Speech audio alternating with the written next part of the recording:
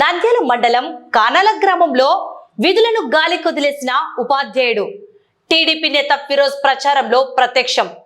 విద్యాశాఖ అధికారుల చర్యలపై ప్రశ్నార్థకం.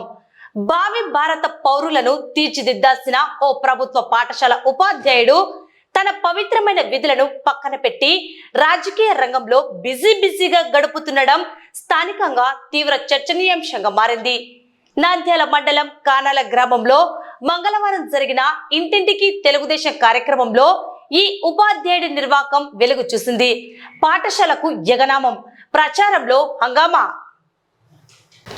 విద్యార్థులకు విద్యా బుద్ధులు నేర్పించి వారి భవిష్యత్తుకు బాటలు వేయాల్సిన సదరు ఉపాధ్యాయుడు పాఠశాలకు డుమ్మా కొట్టి పార్టీ ప్రచారంలో నిమగ్నమయ్యారు.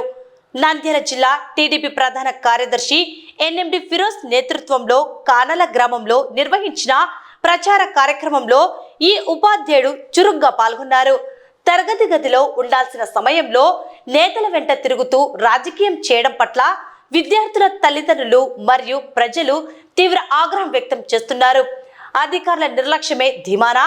తాము ఏ రాజకీయ పార్టీ కార్యక్రమంలో పాల్గొన్నా విద్యాశాఖ అధికారులు తమపై ఎలాంటి చర్యలు తీసుకోలేరు అనే ధీమాతోనే సదరు ఉపాధ్యాయుడు ఇలా విధులకు యగనామం పెట్టి బహిరంగంగా రాజకీయాల్లో పాల్గొంటున్నారనే ఆరోపణలు వెల్లువెత్తుతున్నాయి.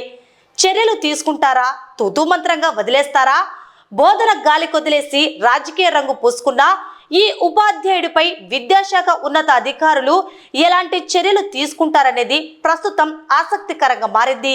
ఇప్పటికైనా అధికారులు స్పందించి సదరు ఉపాధ్యాయుడిపై కఠినమైన క్రమశిక్షణ చర్యలు తీసుకుంటారో లేక అలవాటుగా తూతూ మంత్రంగా విచారణ పేరిట కాలయాపన చేసి వదిలేస్తారో వేచి చూడాల్సి ఉంది.